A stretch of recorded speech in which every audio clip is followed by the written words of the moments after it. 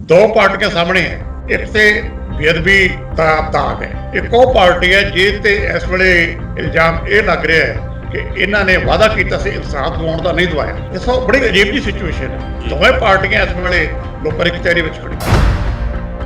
ਹੁਣ ਕਾਂਗਰਸ ਨੂੰ ਜਾਂ ਇਹਨਾਂ ਦੇ ਮੰਤਰੀਆਂ ਤੇ ਐਮਐਲਏ ਨੂੰ ਇਹ ਹੌਲੀ ਹੌਲੀ ਲੱਗਣਾ ਸ਼ੁਰੂ ਹੋ ਗਿਆ ਕਿ ਸਾਡੀ ਸਰਕਾਰ ਤਾਂ ਚੱਲੀ ਨਹੀਂ, ਤਾਂ ਕਰਪਸ਼ਨ ਬਹੁਤ ਵੱਧ ਗਈ ਤੇ ਕੋਈ ਵਾਅਦਾ ਪੂਰਾ ਨਹੀਂ ਹੋਇਆ ਕਿ ਕੀ ਲੋਕ ਸਾਨੂੰ ਦੁਬਾਰਾ ਵੋਟ ਪਾਉਣਗੇ। ਮਸਲਾ ਇੱਥੋਂ ਚੱਲਦਾ ਹੈ। ਜਿਹੜੀ ਕੈਪਟਨ ਸਾਹਿਬ ਦੇ ਖਿਲਾਫ ਆਪੋਜੀਸ਼ਨ ਸ਼ੁਰੂ ਹੋਈ ਹੈ ਉਹ ਇੱਥੋਂ ਹੁੰਦੀ ਹੈ ਕਿ ਜਿਸ ਲੀਡਰ ਨੇ ਪਿਛਲੇ ਇਲੈਕਸ਼ਨ ਦੇ ਵਿੱਚ 80 ਸੀਟਾਂ ਦਵਾਈਆਂ ਸੀ, ਉਹ ਹੁਣ ਸਾਨੂੰ ਆਪਣੀ ਸੀਟ ਨਹੀਂ ਕਢਾ ਸਕਦਾ। ਇਸ ਸਾਰੇ ਮਸਲੇ ਦੀ ਜੜ ਇਹਦੇ ਵਿੱਚ ਹੈ।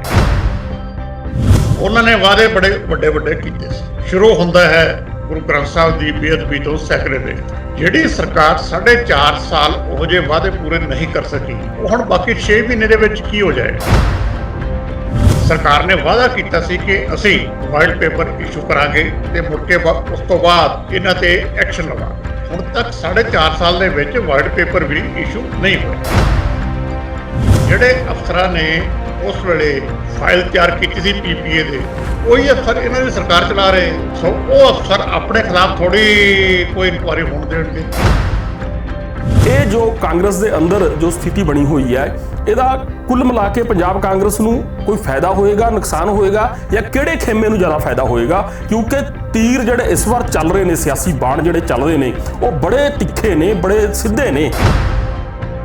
ਨਵਜੋਤ ਸਿੰਘ ਸਿੱਧੂ ਲਗਾਤਾਰ ਇਸ ਮਾਮਲੇ ਨੂੰ ਉਠਾ ਰਹੇ ਸੀਗੇ, ਲੇਕਿਨ ਜੇ ਕਿਸੇ ਲੀਡਰ ਨੇ ਕੋਈ ਇਸ਼ੂ ਉਠਾਉਣਾ ਹੈ ਤਾਂ ਉਹਦੇ ਨਾਲ 4 ਬੰਦੇ ਹੋਰ ਵੀ ਹੋਣੇ ਚਾਹੀਦੇ ਆ। ਮੈਨੂੰ ਹੁਣ ਤੱਕ ਉਹਨਾਂ ਦੇ ਨਾਲ ਕੋਈ ਉਸ ਲੈਵਲ ਦੀ ਸਪੋਰਟ ਜਿਹੜੀ ਕਾਂਗਰਸ ਦੇ ਐਮਐਲਏ ਦੀ ਹੋਣੀ ਚਾਹੀਦੀ ਗਰੁੱਪ ਦੀ, ਉਹ ਮੈਨੂੰ ਹਾਲੇ ਨਜ਼ਰ ਨਹੀਂ ਆ ਰਹੀ।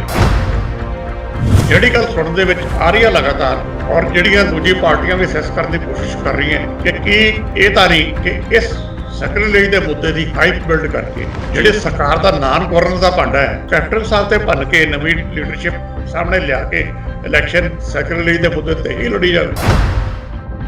ਸਕਾਈ ਨਿਊਜ਼ ਪੰਜਾਬ ਵੇਖ ਰਹੇ ਸਾਰੇ ਦਰਸ਼ਕਾਂ ਦਾ ਸਵਾਗਤ ਹੈ। ਦਰਸ਼ਕੋ, ਮੈਂ ਹਾਂ ਤੁਹਾਡਾ ਹੋਸਟ ਨੀਲ ਭਲਿੰਦਰ ਸਿੰਘ। ਪੰਜਾਬ ਦੀ ਰਾਜਨੀਤੀ, ਖਾਸ ਕਰ ਪੰਜਾਬ ਦੀ ਸੱਤਾਧਾਰੀ ਧਿਰ ਕਾਂਗਰਸ ਦੀ ਰਾਜਨੀਤੀ ਦੇ ਵਿੱਚ ਇਹਨਾਂ ਦਿਨਾਂ 'ਚ ਤੂਫਾਨ ਆਇਆ ਹੋਇਆ ਹੈ। ਵੈਸੇ ਤਾਂ ਸਮੁੰਦਰੀ ਤੂਫਾਨਾਂ ਦਾ ਸਾਹਮਣਾ ਜਿਹੜਾ ਹੈਗਾ ਅਸੀਂ ਪਹਿਲਾਂ ਹੀ ਕਰ ਰਹੇ ਹਾਂ, ਪਰ ਰਾਜਨੀਤਿਕ ਤੂਫਾਨ ਜਿਹੜਾ ਹੈਗਾ ਇਹ ਪਿਛਲੇ ਮਹੀਨੇ ਜਦੋਂ Punjab and Haryana high court ਦੀ ਕੋਟਕਪੂਰਾ ਗੋਲੀकांड ਬਾਰੇ ਜਜਮੈਂਟ ਆਈ ਹੈ, ਵਿਵਾਦਤ ਜਜਮੈਂਟ ਆਈ ਹੈ, ਜਿਸ ਨੂੰ ਮੁੱਖ ਮੰਤਰੀ ਤੱਕ ਪੰਜਾਬ ਦੇ ਨੇ ਕਹਿ ਦਿੱਤਾ ਸੀ ਕਿ ਇਹ ਇੱਕ ਪੋਲੀਟੀਕਲ ਜਿਹੜਾ ਹੈਗਾ ਜਜਮੈਂਟ ਹੈ, ਨਾ ਕਿ ਜੁਡੀਸ਼ੀਅਲ ਜਜਮੈਂਟ ਹੈ। ਤਾਂ ਉਦੋਂ ਤੋਂ ਹੀ ਜਿਹੜੀ ਹੈਗੀ ਪੰਜਾਬ ਦੀ ਰਾਜਨੀਤੀ ਜਿਹੜੀ ਗਰਮਾਈ ਹੋਈ ਹੈ। ਕਈ ਪੁਰਾਣੇ ਮੁੱਦੇ, ਕਈ ਐਸੇ ਮੁੱਦੇ ਜਿਹੜੇ ਮੁੱਖ ਜਿਹੜਾ ਦ੍ਰਿਸ਼ ਹੈ ਇਸ ਵਕਤ ਰਾਜਨੀਤਿਕ ਦ੍ਰਿਸ਼ ਹੈ ਸਟੇਟ ਦਾ, ਉਸ ਤੋਂ ਥੋੜ੍ਹੇ ਜਿਹੇ ਲਾਂਭੇ ਹੋ ਗਏ ਸੀ। ਉਹ ਜਿਹੜੇ ਨੇ ਮੁੜ ਕੇ ਜਿਹੜਾ ਉਹਨਾਂ ਦੇ ਉੱਤੇ ਚਰਚਾ ਵੀ ਛਿੜ ਗਈ ਹੈ ਤੇ ਉਹ ਮੁੜ ਕੇ ਐਸੇ ਤਰੀਕੇ ਨਾਲ ਉੱਭਰੇ ਨੇ ਕਿ ਇਉਂ ਲੱਗਣ ਲੱਗ ਪਿਆ ਹੈ ਕਿ ਅਗਲਾ ਜਿਹੜਾ ਚੋਣਾਂ ਦਾ ਜੋ ਮਾਹੌਲ ਬਣਨ ਜਾ ਰਿਹਾ ਹੈ ਪੰਜਾਬ ਦੇ ਅੰਦਰ, ਉਹ ਸ਼ਾਇਦ ਇਹਨਾਂ ਦੇ ਆਲੇ ਦੁਆਲੇ ਹੀ ਦੁਬਾਰਾ ਘੁੰਮੇਗਾ। ਜਿਸ ਚੋਂ ਪ੍ਰਮੁੱਖ ਆਪਾਂ ਕਹਿ ਸਕਦੇ ਹਾਂ ਕਿ 2015 ਦਾ ਗੋਲੀकांड ਤੇ ਉਸ ਤੋਂ ਪਹਿਲਾਂ ਬੇਅਦਬੀ ਦਾ ਮੁੱਦਾ, ਤੇ ਉਸ ਤੋਂ ਬਾਅਦ ਜੋ ਪਿਛਲੀ ਸਰਕਾਰ ਸੀ ਉਹਨਾਂ ਦੀ ਜ਼ਿੰਮੇਵਾਰੀ ਤੈਅ ਕਰਨਾ ਜਾਂ ਅਸਲੀ ਦੋਸ਼ੀਆਂ ਨੂੰ ਫੜਨਾ, ਨਾਮਜ਼ਦ ਕਰਨਾ ਤੇ ਉਹਨਾਂ ਨੂੰ ਸਜ਼ਾਵਾਂ ਦਿਵਾਉਣੀਆਂ।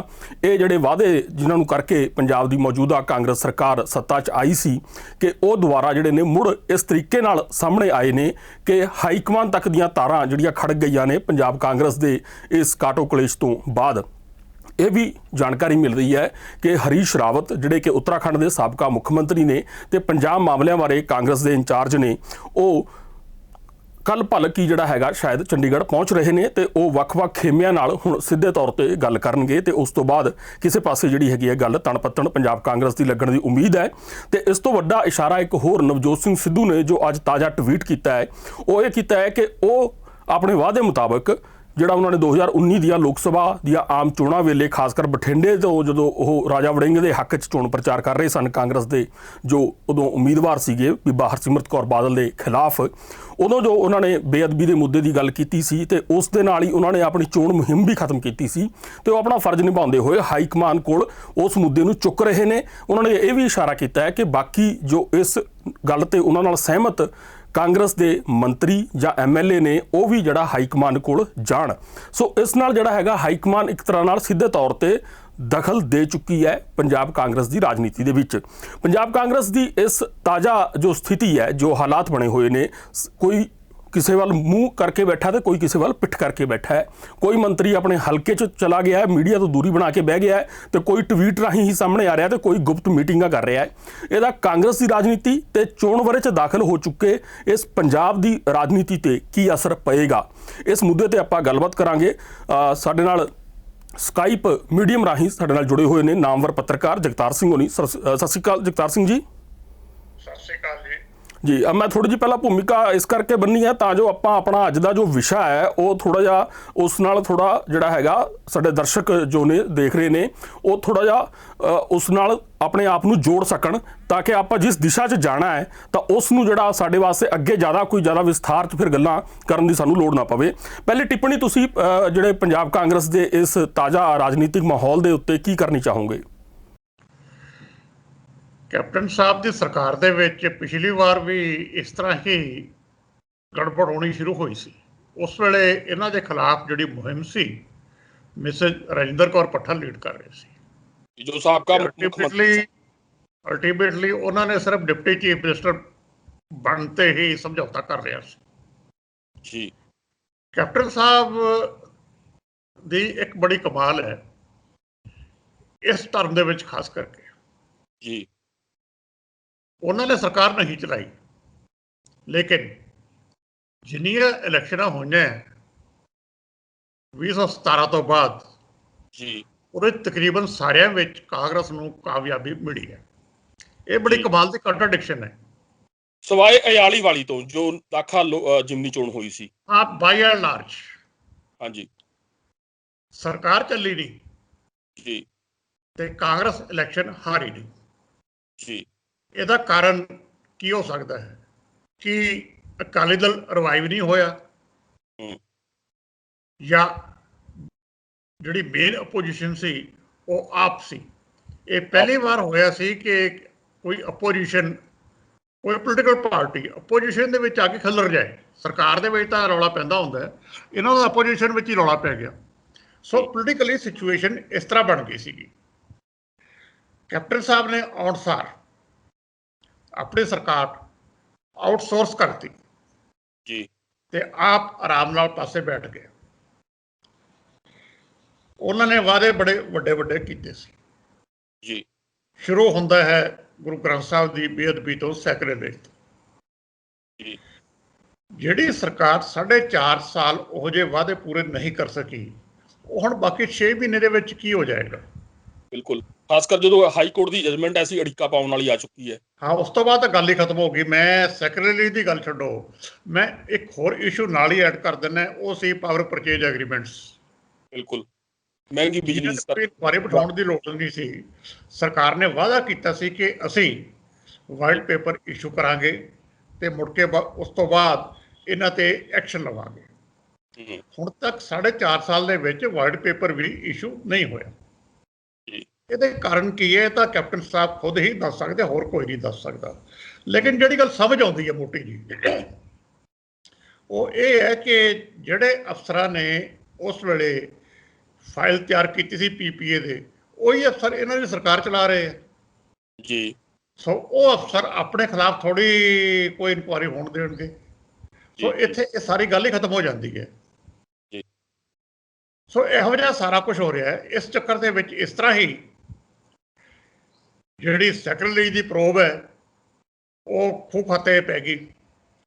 ਮੈਂ ਨਾਲ ਇੱਕ ਗੱਲ ਹੋਰ ਐਡ ਕਰਨੀ ਚਾਹੁੰਦਾ ਇਹਦੇ, ਜਿਹਦਾ ਸਿੱਧਾ ਸ਼ਾਇਦ ਕੋਈ ਸੰਬੰਧ ਨਾ ਹੋਵੇ, ਸ਼ਾਇਦ ਮੈਂ ਗੱਲ ਪਹਿਲਾਂ ਵੀ ਕਦੇ ਕੀਤੀ ਹੋਵੇ। ਇਸ ਸਰਕਾਰ ਦੇ ਵਿੱਚ ਜਿਹੜਾ ਚੀਫ ਮਿਨਿਸਟਰ ਦਾ ਰੈਜ਼ੀਡੈਂਸ ਹੈ ਉਹ 3 ਕੋਠੀਆਂ ਤੋਂ ਵੱਧ ਕੇ 4 ਕੋਠੀਆਂ 'ਚ ਆ ਗਿਆ। ਸਰਕਾਰ ਫਿਰ ਨਹੀਂ ਚੱਲ ਰਹੀ, ਔਰ CM ਸਾਹਿਬ ਇਹਨਾਂ 4 ਕੋਠੀਆਂ 'ਚ ਨਹੀਂ ਰਹਿੰਦੇ, ਉਹ ਆਪਣੇ ਮਹਿਲ ਦੇ ਵਿੱਚ ਜੀ। CM ਦੀ ਅਫੀਸ਼ੀਅਲ ਰੈਜ਼ੀਡੈਂਸ ਤੋਂ ਜਿਹੜਾ ਉਹਨਾਂ ਦਾ ਦਫ਼ਤਰ ਹੈ ਸੈਕਟਰੀਏਟ ਦੇ ਵਿੱਚ, ਉਹ 5 ਮਿੰਟ ਦਾ ਰਸਤਾ ਹੈ। ਬਿਲਕੁਲ, ਪੰਜਾਬ ਦੇ ਚੀਫ ਮਿਨਿਸਟਰਾਂ ਨੇ ਬੜੇ ਸਾਲਾਂ ਤੋਂ ਆਪਣੇ ਦਫ਼ਤਰ ਜਾਣਾ ਬੰਦ ਕਰਤਾ। ਹਾਂ ਬਿਲਕੁਲ, ਤੇ ਘਰ ਤੋਂ ਆਪਰੇਸ਼ਨ ਕਰਨਾ ਸ਼ੁਰੂ ਕਰ ਦਿੱਤਾ। ਇਹਦੇ ਨਾਲ ਜਿਹੜੀ ਸਾਰੀ ਗਵਰਨੈਂਸ ਹੈ ਉਹ ਇਫੈਕਟ ਹੋਣੀ ਸ਼ੁਰੂ ਹੋ ਗਈ, ਔਰ ਇਹਨਾਂ ਨੇ ਤਾਂ ਗਵਰਨੈਂਸ ਵੈਸੇ ਹੀ ਆਊਟਸੋਰਸ ਕਰਤੀ। ਔਰ ਪਹਿਲਾਂ ਮੈਨੂੰ ਯਾਦ ਹੈ ਕਿ ਇਹਨਾਂ ਦੇ ਮੰਤਰੀ ਬੜੇ ਖੁਸ਼ ਹੁੰਦੇ ਸੀ ਕਿ ਅਸੀਂ ਫਲਾਣੇ ਅਫਸਰ ਕੋਲ ਜਾ ਕੇ ਆਪਣਾ ਕੰਮ ਕਰਾ ਕੇ ਮੁੜੇ ਆਉਂਦੇ ਹਾਂ, ਸਾਡੇ ਕੰਮ ਉੱਥੇ ਹੀ ਹੋ ਜਾਂਦੇ ਆ ਜੀ। ਉਹਦਾ ਅਸਰ ਤਾਂ ਹੁਣ ਸਾਹਮਣੇ ਨਾ ਆਉਣ ਲੱਗਿਆ ਵੀ ਹੋਇਆ ਕੀ ਹੈ। ਸਰਕਾਰ ਚਲਾਉਣ ਦੇ ਵਿੱਚ ਇੱਕ ਪੋਲੀਟੀਕਲ ਇਨਪੁਟ ਹੋਇਆ ਕਰਦੀ ਹੈ ਜੀ, ਉਹ ਹੈ ਨਹੀਂ ਸੀ। ਇਸੇ ਕਰਕੇ ਇਹ ਜਿਹੜਾ ਬੇਅਦਬੀ ਦਾ ਮਾਮਲਾ ਹੈ ਇਹ ਸਾਰਾ ਉਲਝ ਗਿਆ ਜੀ। ਆਪਾਂ ਸਿਰਫ ਲੈਂਦੇ ਆ ਕੇਸ, ਮੈਂ ਨਾਲ ਹੋਰ ਐਡ ਕਰ ਦਿਆਂ ਕਿ ਕੋਰਟ ਪੂਰਾ ਬਹਿਬਲ ਕਰਾਂਦਾ। ਦੂਸਰੇ ਕੇਸ 'ਚ ਹਾਈ ਕੋਰਟ ਦੀ ਕੋਈ ਰੂਲਿੰਗ ਨਹੀਂ ਸੀ, ਕੋਈ ਸਿੱਟ ਦਾ ਰੌਲਾ ਨਹੀਂ ਸੀ। ਜਿਹੜਾ ਸੈਕਰੇਟਰੀ ਦਾ ਕੇਸ ਹੈ, ਜਿਹੜਾ ਬੇਸਿਕ ਕੇਸ ਹੈ, ਉਹ ਤੇ ਨੀਲ ਜੀ ਕੋਈ ਰੌਲਾ ਨਹੀਂ ਸੀ। ਉਹ ਵੀ ਸਿਰੇ ਕਿਉਂ ਨਹੀਂ ਲੱਗਿਆ ਹੁਣ ਤੱਕ? ਜੀ ਮੈਂ ਥੋੜਾ ਜਿਹਾ ਸਵਾਲ ਨੂੰ ਹੋਰ ਸਪਸ਼ਟ ਕਰਦਾ ਇਸ ਵਾਰੀ ਕਿ ਜੋ ਇਹ ਕਾਂਗਰਸ ਦਾ ਜੋ ਅੰਦਰ ਗਿੱਧਾ ਪੈ ਰਿਹਾ ਕਾਂਗਰਸ ਦੇ ਵਿਹੜੇ 'ਚ, ਪੰਜਾਬ ਕਾਂਗਰਸ ਦੇ ਵਿਹੜੇ 'ਚ, ਹਾਲਾਂਕਿ ਕਾਂਗਰਸ ਦਾ ਵਿਹੜਾ ਜਿਹੜਾ ਹੈਗਾ ਜਿਹੜਾ ਚੰਡੀਗੜ੍ਹ ਦਾ ਪੰਜਾਬ ਕਾਂਗਰਸ ਭਵਨ ਹੈ ਉਹ ਤਾਂ ਸੁੰਨਾ ਪਿਆ, ਉੱਥੇ ਕਾਂ ਬੋਲਦੇ ਨੇ, ਕਾਂਗਰਸੀ ਆਪ ਕਹਿੰਦੇ ਨੇ। ਜਦੋਂ ਤੋਂ ਇਹੀ ਜਿਹੜਾ ਹੈਗਾ ਤੁਸੀਂ ਵੀ ਇਸ਼ਾਰਾ ਕੀਤਾ ਹੈ ਕਿ ਸਰਕਾਰ ਹੀ ਜਿਹੜੀ ਹੈਗੀ ਹੈ ਨਿੱਜੀ ਕੋਠੀ, ਨਿੱਜੀ ਮਹਿਲ 'ਚੋਂ ਚੱਲ ਰਹੀ ਹੈ, ਤਾਂ ਸੈਕਰਟੇਰੀਏਟ ਤਾਂ ਦੂਰ ਦੀ ਗੱਲ ਹੈ, ਮੁੱਖ ਮੰਤਰੀ ਦੀ ਸਰਕਾਰੀ ਰਿਹਾਇਸ਼ ਤੱਕ ਵੀ ਜਿਹੜਾ ਹੈਗਾ ਕਿਸੇ ਨੂੰ ਜਾਣ ਦੀ ਲੋੜ ਨਹੀਂ ਸਮਝੀ ਜਾਂਦੀ, ਜ਼ਰੂਰੀ ਨਹੀਂ ਸਮਝਿਆ ਜਾਂਦਾ, ਕਿਉਂਕਿ ਸਰਕਾਰ ਚੱਲ ਕਿਤੋਂ ਹੋ ਰਹੀ ਹੈ। ਤਾਂ ਇਸੇ ਤਰ੍ਹਾਂ ਪੰਜਾਬ ਕਾਂਗਰਸ ਜਿਹੜੀ ਹੈਗੀ ਆ, ਉਹ ਪੰਜਾਬ ਕਾਂਗਰਸ ਭਵਨ ਜਿਹੜਾ ਹੈਗਾ ਉਹ ਸੁੰਨਾ ਰਿਹਾ, ਖਾਸ ਕਰ ਉਸ ਸਮੇਂ ਜਦੋਂ ਸਭ ਤੋਂ ਤਾਕਤਵਰ ਸਰਕਾਰ ਕਾਂਗਰਸ ਦੀ ਪੰਜਾਬ ਵਿੱਚ ਹੈ। ਪਰ ਸਵਾਲ ਮੇਰਾ ਇਹ ਹੈ ਕਿ ਇਹ ਜੋ ਕਾਂਗਰਸ ਦੇ ਅੰਦਰ ਜੋ ਸਥਿਤੀ ਬਣੀ ਹੋਈ ਹੈ, ਇਹਦਾ ਕੁੱਲ ਮਿਲਾ ਕੇ ਪੰਜਾਬ ਕਾਂਗਰਸ ਨੂੰ ਕੋਈ ਫਾਇਦਾ ਹੋਏਗਾ, ਨੁਕਸਾਨ ਹੋਏਗਾ, ਜਾਂ ਕਿਹੜੇ ਖੇਮੇ ਨੂੰ ਜ਼ਿਆਦਾ ਫਾਇਦਾ ਹੋਏਗਾ? ਕਿਉਂਕਿ ਤੀਰ ਜਿਹੜੇ ਇਸ ਵਾਰ ਚੱਲ ਰਹੇ ਨੇ, ਸਿਆਸੀ ਬਾਣ ਜਿਹੜੇ ਚੱਲ ਰਹੇ ਨੇ, ਉਹ ਬੜੇ ਤਿੱਖੇ ਨੇ, ਬੜੇ ਸਿੱਧੇ ਨੇ। ਤੁਸੀਂ ਇਸ਼ਾਰਾ ਕੀਤਾ ਬੀਬਾ ਰਜਿੰਦਰ ਕੌਰ ਭੱਠਲ ਉਹਨਾਂ ਦੇ ਸਮੇਂ ਜੋ ਉਹਨਾਂ ਨਾਲ ਜਿਹੜਾ ਹੈਗਾ ਕਲੈਸ਼ ਚੱਲਦਾ ਸੀ, ਪੋਲੀਟੀਕਲ ਕਲੈਸ਼ ਚੱਲਦਾ ਸੀ ਮੁੱਖ ਮੰਤਰੀ ਉਸ ਟਨਿਓਰ ਦੇ ਵਿੱਚ, ਉਸ 'ਚ ਇਸ 'ਚ ਬਹੁਤ ਜ਼ਿਆਦਾ ਫਰਕ ਹੈ। ਹੁਣ ਸਿੱਧੇ ਵਾਰ ਨਵਜੋਤ ਸਿੰਘ ਸਿੱਧੂ ਦੀ ਗੱਲ ਕਹਿ ਲਓ, ਭਾਵੇਂ ਗੁਪਤ ਮੀਟਿੰਗਾਂ ਕਰਨ ਦੀ ਗੱਲ ਕਹਿ ਲਓ, ਤਾਂ ਜਾਂ ਫਿਰ ਭਾਵੇਂ ਪ੍ਰਗਟ ਸਿੰਘ ਨੂੰ ਵਿਜੀਲੈਂਸ ਰਾਹੀਂ ਜਿਹੜਾ ਹੈਗਾ ਘੁਰਕੀ ਦੇਣ ਦੀ ਗੱਲ ਕਹਿ ਲਓ, ਤੇ ਜਾਂ ਫਿਰ ਤੁਸੀਂ ਨਵਜੋਤ ਸਿੰਘ ਸਿੱਧੂ ਦੇ ਜਿਹੜੇ ਪੁਰਾਣੀਆਂ ਫਾਈਲਾਂ ਖੋਲ੍ਹਣ ਦੀ ਗੱਲ ਕਹਿ ਲਓ।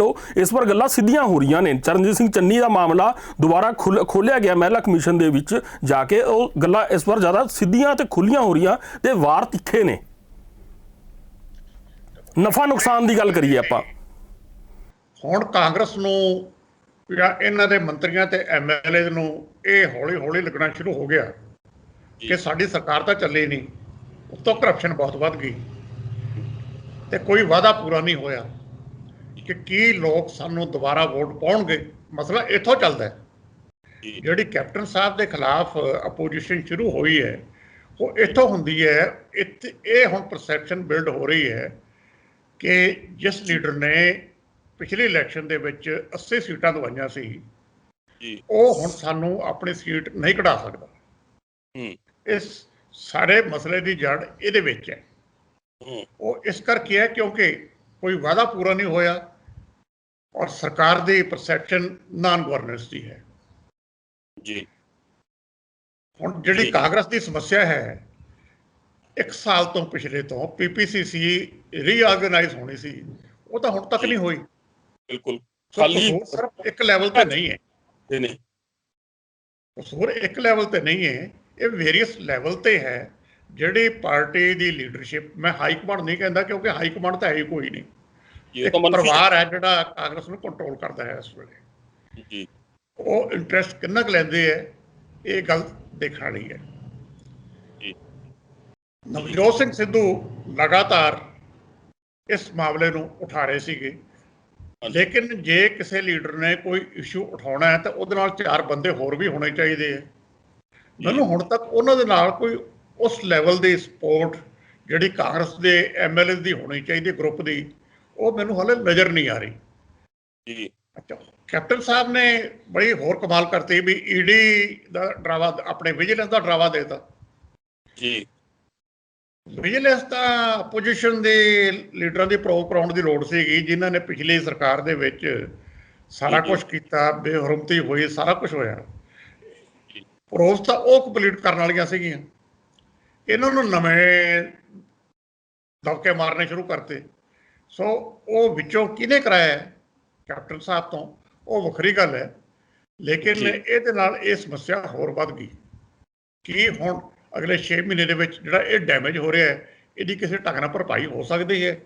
ਜਿਹੜੀ ਗੱਲ ਸੁਣਨ ਦੇ ਵਿੱਚ ਆ ਰਹੀ ਹੈ ਲਗਾਤਾਰ, ਔਰ ਜਿਹੜੀਆਂ ਦੂਜੀ ਪਾਰਟੀਆਂ ਵੀ ਅਸੈਸ ਕਰਨ ਦੀ ਕੋਸ਼ਿਸ਼ ਕਰ ਰਹੀਆਂ ਕਿ ਕੀ ਇਹ ਤਾਂ ਨਹੀਂ ਕਿ ਇਸ ਸੈਕਟਰੀ ਦੇ ਮੁੱਦੇ ਦੀ ਹਾਈਪ ਬਿਲਡ ਕਰਕੇ ਜਿਹੜੇ ਸਰਕਾਰ ਦਾ ਨਾਨ ਗਵਰਨਰ ਦਾ ਭਾਂਡਾ ਹੈ ਉਹ ਕੈਪਟਨ ਸਾਹਿਬ ਤੇ ਭੰਨ ਕੇ ਨਵੀਂ ਲੀਡਰਸ਼ਿਪ ਸਾਹਮਣੇ ਲਿਆ ਕੇ ਇਲੈਕਸ਼ਨ ਸੈਕਟਰੀ ਦੇ ਮੁੱਦੇ ਤੇ ਹੀ ਲੜੀ ਜਾਵੇ ਜੀ। ਸੋ ਇਸ ਤਰ੍ਹਾਂ ਦੀ ਅਸੈਸਮੈਂਟ ਸਾਰੀ ਚੱਲ ਰਹੀ ਹੈ ਜੀ ਜੇ ਆਪਾਂ ਹਾਂਜੀ ਜੀ ਜੀ ਜੀ ਤੇ ਇਹ ਹੁਣ ਲੀਡਰਸ਼ਿਪ ਕੈਪਟਨ ਸਾਹਿਬ ਬਾਰੇ ਫੈਸਲਾ ਕਰ ਸਕਦੀ ਹੈ ਕਿਉਂਕਿ ਕੈਪਟਨ ਸਾਹਿਬ ਦਾ ਕੱਦ ਆਪਣੇ ਆਪ ਦੇ ਵਿੱਚ ਬਹੁਤ ਵੱਡਾ ਹੈ।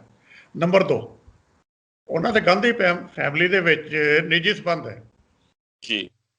ਨਵਜੋਤ ਸਿੰਘ ਸਿੱਧੂ ਦੇ ਸੰਬੰਧ ਵੀ ਫੈਮਿਲੀ ਦੇ ਵਿੱਚ ਜੀ। ਇਹ ਪਹਿਲੀ ਵਾਰ ਹੈ ਕਿ ਪੰਜਾਬ ਦੇ 2 ਲੀਡਰਾਂ ਦੇ ਵੱਖਰੀ ਵੱਖਰੀ ਜਨਰੇਸ਼ਨ ਦੇ ਨਾਲ ਗਾਂਧੀ ਫੈਮਿਲੀ ਦੇ ਸੰਬੰਧ ਹੈਗੇ ਜੀ। ਇਹ ਸਿਚੁਏਸ਼ਨ ਪਹਿਲਾਂ ਪੈਦਾ ਨਹੀਂ ਸੀ ਹੋਈ, ਇਹ ਨਵੀਂ ਸਿਚੁਏਸ਼ਨ ਹੈ ਤੇ ਇਸ ਨਵੀਂ ਸਿਚੁਏਸ਼ਨ ਦੇ ਵਿੱਚ ਇਹ ਸਿਆਸਤ ਕਿਵੇਂ ਅੱਗੇ ਚੱਲਦੀ ਹੈ ਇਹ ਗੱਲ ਦੇਖਣ ਵਾਲੀ ਹੈ। ਜਿਵੇਂ ਹੁਣ ਖਬਰਾਂ ਛਪੀਆਂ ਅੱਜ ਕਿ ਪ੍ਰਿੰਕਾ ਗਾਂਧੀ ਨੇ ਇੰਟਰਵੀਨ ਕੀਤਾ।